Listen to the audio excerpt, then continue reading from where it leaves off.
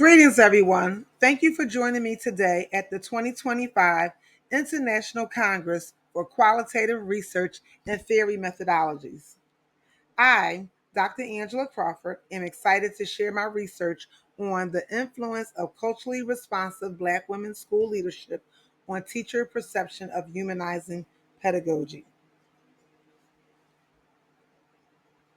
Before we dive into the research, I want to acknowledge the personal significance of this work. This study is dedicated to the aspiring Black women principals who continue to break barriers and create transformative educational environments.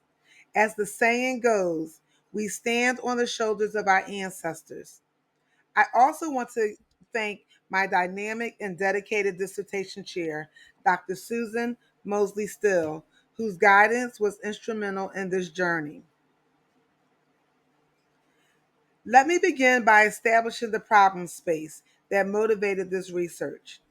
Currently, there are limited studies that examine humanizing pedagogy and culturally responsive school leadership together, specifically in the context of Black women principals. While we have research from scholars like Bruce Golding, Flores, Lamotte, Marshall and Khalifa, and Osorio, there remains a significant gap. What particularly concerning is that we do not know which specific culturally responsive tenet Black women principals actually use in their practice. This is critical knowledge gap that my research aims to address.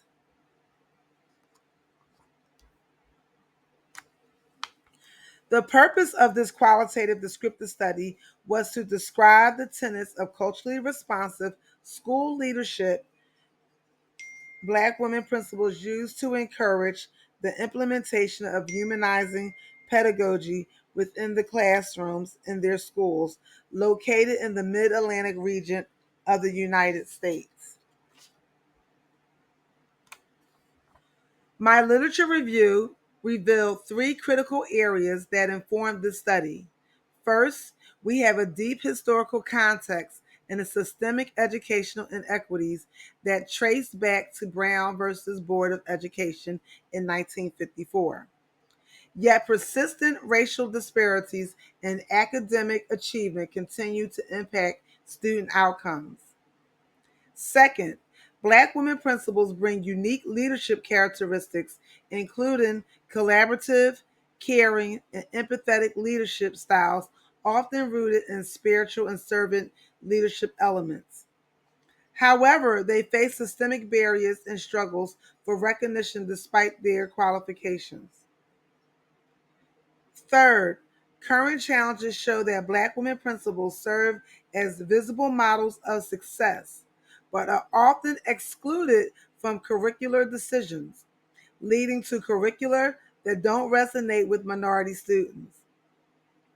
The gap in research on how Black women principals use culturally responsive leadership tenets is particularly pronounced.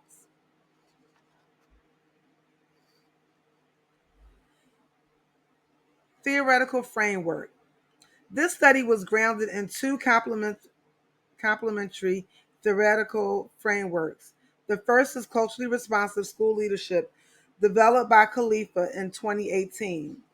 This framework provides a leadership approach for principals to produce an environment that supports the educational needs of urban students. The tenets are specifically designed to dismantle systemic racism and focus on the culture of minority students to help them exceed in learning. This framework includes four key components: critical self reflection, developing culturally responsive teachers, creating a culturally responsive, inclusive school environment, and engaging student, parents, and indigenous contexts. The second framework is humanizing pedagogy, rooted in the work of Bartolomeo Freire and Salazar. This represents a teaching praxis that intentionally integrates the histories, knowledge, and realities of students as a significant part of educational practice. It positions students as critically engaged, active participants in the collective construction of knowledge and requires culturally relevant teaching styles to promote academic success.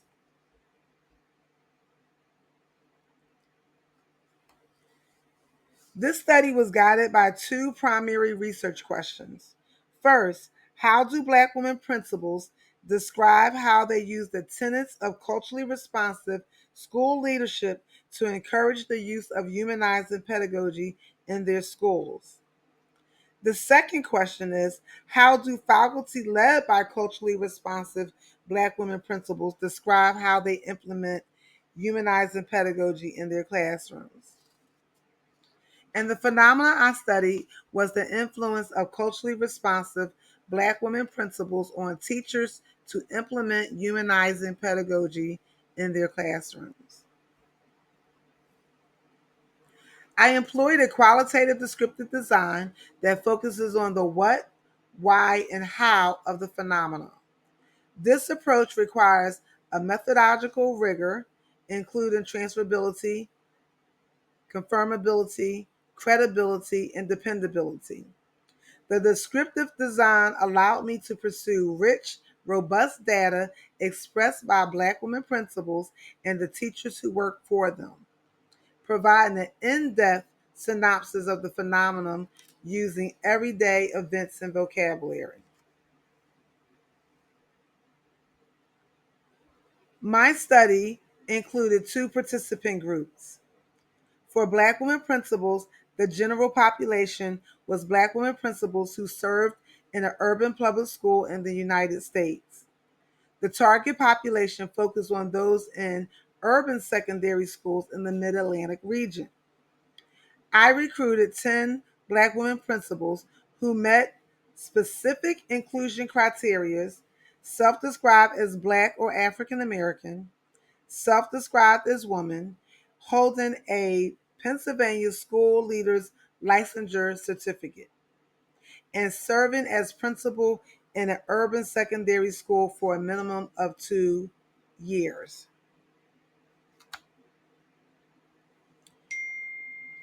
The population for the teachers was they had to be led by a Black woman principal in a predominantly urban public middle or high school in the Mid-Atlantic region.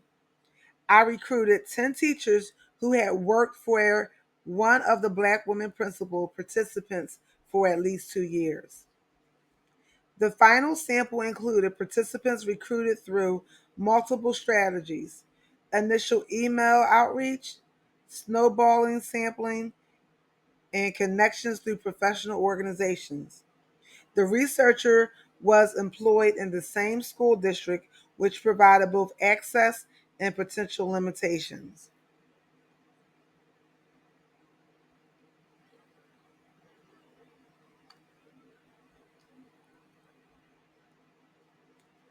Let me share some powerful voices from the participants that captured the essence of this research. One principal, whom I call Frances Cresswelling, shared, I regulate the temperature of the building and all the things that go inside, creating a culture where the values of the are communicated with the staff and the expectation to be responsive to our community. Another principle, which I call Satima Clark, emphasized teaching children and being in this neighborhood requires you to wash the feet of the community. If you can't look at the children through the lens of humanity, you are going to miss the point. A teacher participant noted, my principal trusts me. She trusts me to do my job. She said, I just want you teaching my babies. Just teach my babies.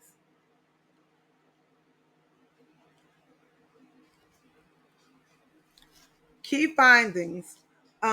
Based on the first theme, I labeled as systems and structures. The first major theme that emerged was promoting a culturally responsive and inclusive environment through systems and structures through engagement with stakeholders.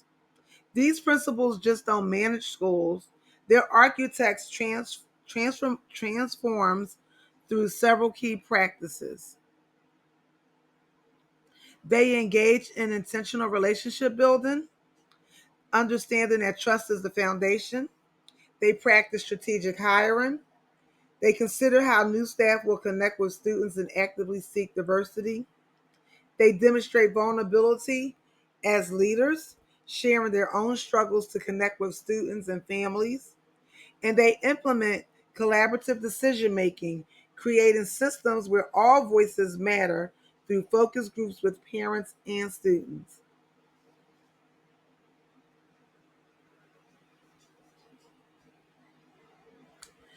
The second key finding was around dismantling oppression. The second major finding focuses on dismantling and advocacy for inclusive and culturally responsive school practices. These principles actively work to dismantle oppressive systems by incorporating Black history into daily work, highlighting both excellence and barriers. They speak truth to power, advocating upward in their districts, and challenging inequitable practices and policies, even when it's uncomfortable.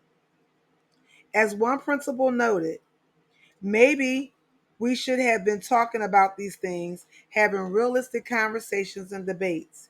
And it's not a school that dealt with any inequities outside of people living across the street from it, but not being the right color, not being able to send your kid there.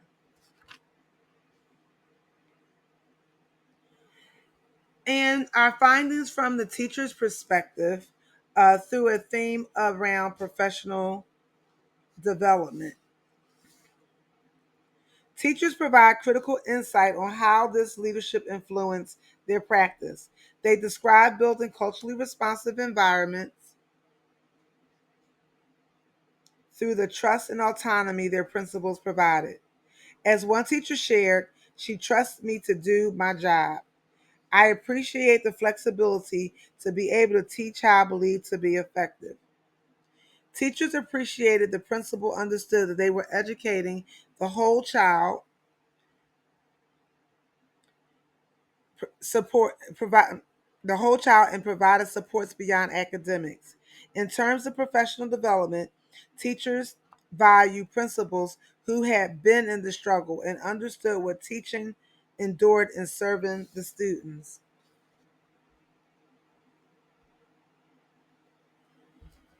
Unique qualities of Black women leadership.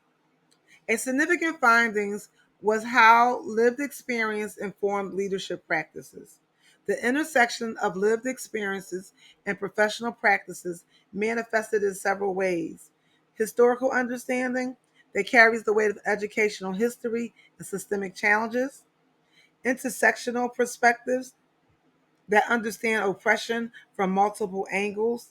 Spiritual foundations that provide strength and guidance, community connections that position them as part of the community rather than external managers, and intergenerational responsibilities that carries forward the legacy of the previous generation while preparing the next.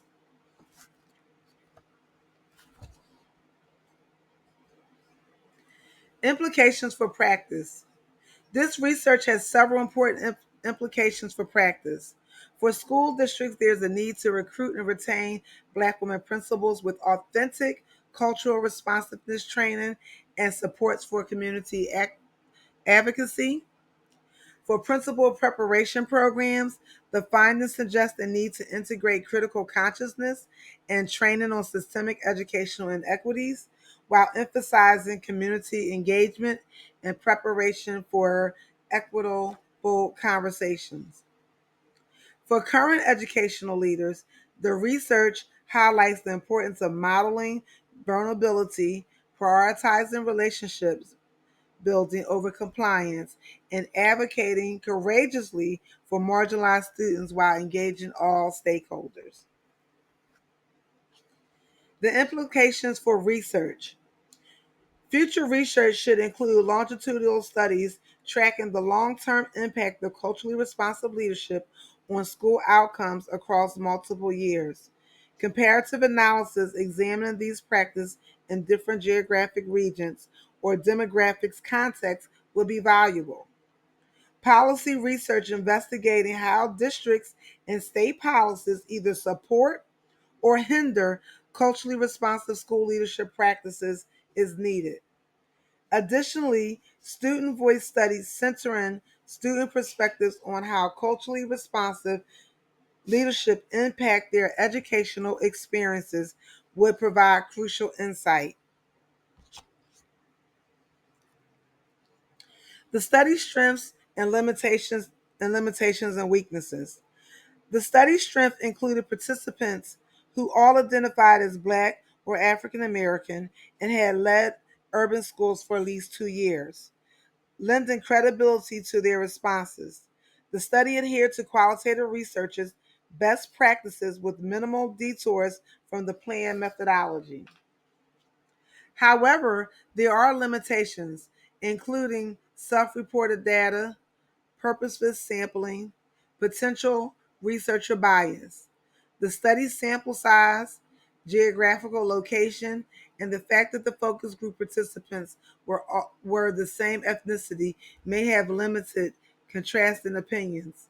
Additionally, the researcher's employment within the same school district as many participants and the limited use of in vogue coding could have introduced human error.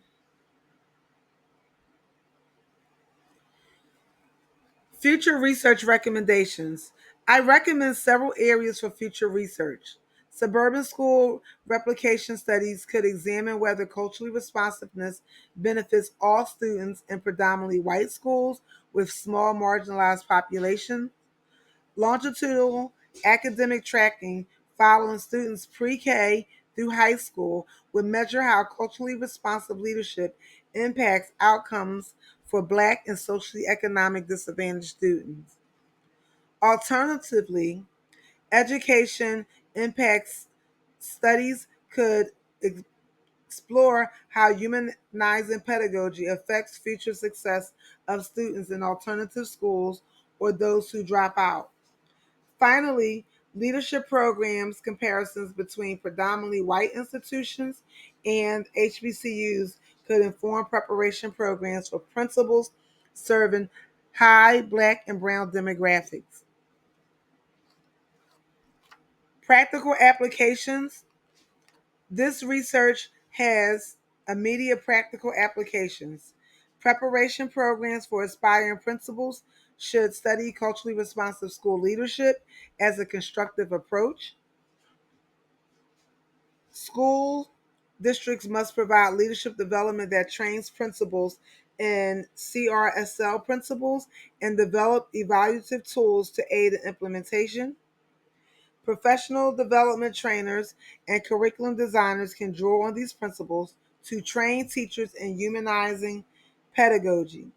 School district administrators and principals can use these findings to construct safe, humanizing spaces for all students while maintaining student centered, balanced learning and behavioral policies.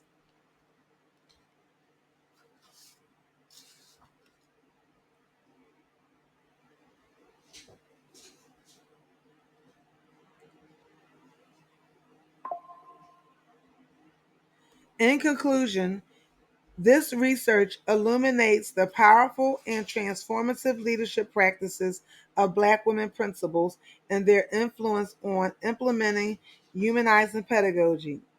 These leaders bring unique perspectives shaped by their lived experiences and demonstrates culturally responsive practices that create more equitable and inclusive educational environments.